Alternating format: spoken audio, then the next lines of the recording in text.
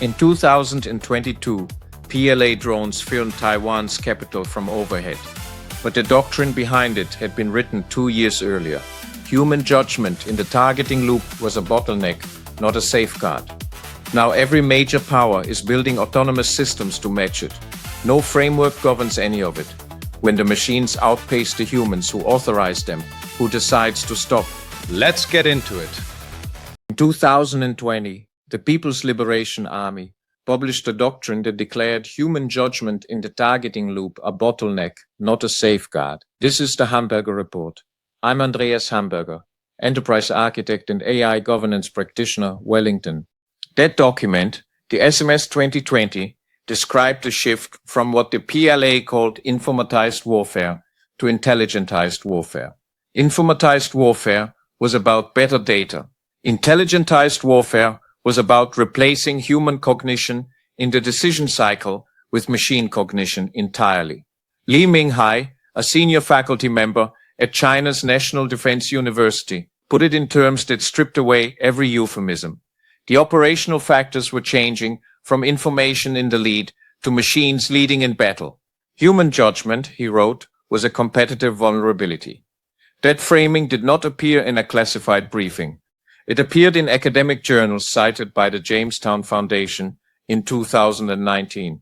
China published its theory of autonomous war openly as a strategic signal before it built most of the hardware to execute it. In 2017, Xi Jinping personally chaired a body whose mandate was to dissolve the boundary between civilian and military AI so completely that the distinction lost operational meaning. Military-civil fusion was not a partnership program, it was structural law. The doctrine was not waiting for the technology. The technology was being built to serve the doctrine. In 2017, Xi Jinping personally chaired the Military-Civil Fusion Development Commission, the body whose mandate was to dissolve the boundary between civilian and military AI development so completely that the distinction lost operational meaning. SenseTime and iFlyTech, both on the US entity list for surveillance links, maintained documented connections to PLA programs. The state-owned defense electronics conglomerate CETC demonstrated coordinated autonomous drone swarms at the Guangzhou Air Show. TJI, which controlled roughly 90% of the global consumer drone market by component share, manufactured platforms appearing with regularity in conflict theaters from Ukraine to Sudan. When DeepSeek R1 arrived in January 2025, matching or exceeding frontier American model benchmarks under chip-constrained conditions, the NVIDIA share price lost roughly $600 billion in a single day as investors recalculated the assumptions underlying American AI dominance. The founder told interviewers, "Money is never the problem, chip bans are the problem." Every Chinese AI company was already in the kill chain by design, not by contract. This is the speed problem, and it is the episode that drives everything else. Wargaming consistently finds that in Taiwan scenarios where the PLA employs autonomous systems, the human command chain on the other side cannot keep pace.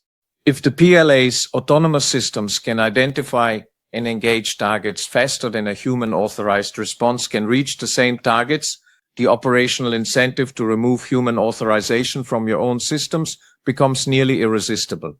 If China automates, the United States must automate to compete, and Taiwan must automate to survive.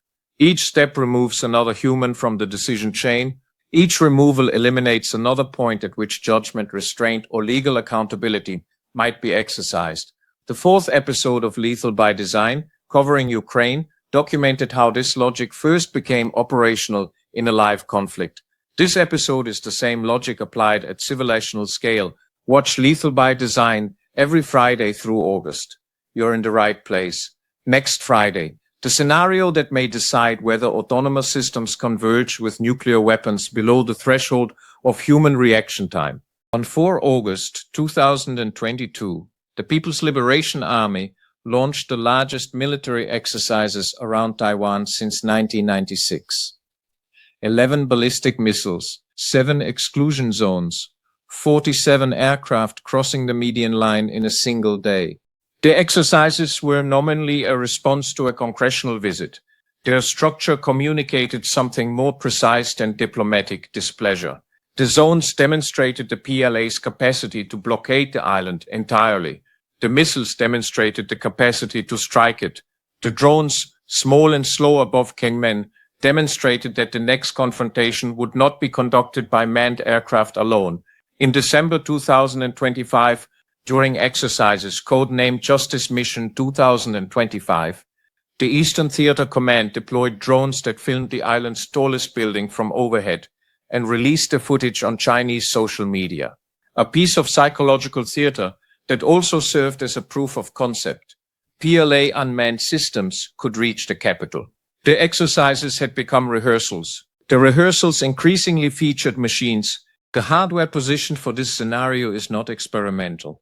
Satellite imagery identified more than 200 converted supersonic fighters at 6 air bases facing the strait. The cost exchange ratio is the weapon. For boards and executive teams in New Zealand and across the Five Eyes, the Taiwan scenario creates a specific governance question that is not about military posture. The Type 076 amphibious carrier, launched in December 2024, is designed to project autonomous air power from its flight deck. The Zhejiang drone carrier, which completed its maiden flight in December 2025, carries a 6-ton payload across 7,000 kilometers, sufficient to launch and recover combat drones from well beyond any island's defensive perimeter. The architecture being built is not a contingency plan, it is a fielded capability. The accountable question for every organization with technology or supply chain exposure in this theater is not whether this scenario might occur, it is whether your governance framework was designed for the world being built or the world that existed when it was written. China participated actively in the Convention on Certain Conventional Weapons, sent senior diplomats, submitted working papers, made statements calling for a legally binding instrument.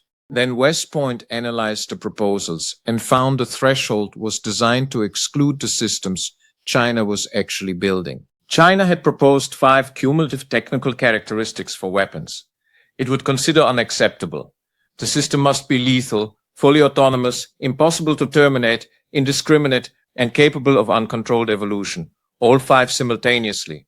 The Lieber Institute at West Point, in a 2026 analysis, concluded that China had drawn a remarkably narrow line that effectively excludes a wide range of emerging autonomous capabilities, many of which Beijing is developing. The Zhejiang drone carrier would not meet all 5 criteria. The Wing Loong operating under automated rules of engagement would not. The CETC swarm demonstrated publicly at Guangzhou would not. The threshold was designed to exclude the systems China was actually building. Every statement China made in Geneva was technically consistent with its military AI program. Human control in the PLA doctrine meant party control. The Central Military Commission authorized campaigns. Within those authorized parameters, machines could lead in battle freely. The CCW statements never contradicted the SMS 2020. They were written so as not to.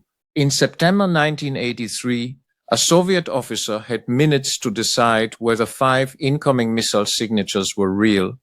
He decided correctly because he could apply contextual reasoning the automated system could not. Now consider what replaces him. SIPRI concluded in 2020 that the interaction between autonomous conventional systems and nuclear forces created a new set of escalation risks that current arms control framework were not designed to address. 6 years later, no framework has been designed to address them. In November 2024, 2 heads of state agreed in principle that AI should not autonomously initiate nuclear launch decisions. The agreement contained no verification mechanism. It offered no definition of autonomous. It included no enforcement provision. The Taiwan scenario is where the 4 dimensions of the accountability gap converge simultaneously. Capability advancing on all sides, no accountability framework to assign it, governance producing declarations without mechanisms, and the question of whether democratic publics have authorized the autonomous systems being built in their name, never meaningfully asked. China's accountability gap is not a gap. It is the doctrine. And the doctrine, exported at Wing Loong prices, to 17 countries and counting is the world's new baseline. That is the Hamberger report for today. If this was useful, subscribe and hit the like button. It helps more professionals find the channel. You will find links to everything we covered in the description below. I am Andreas Hamberger, and I will see you tomorrow.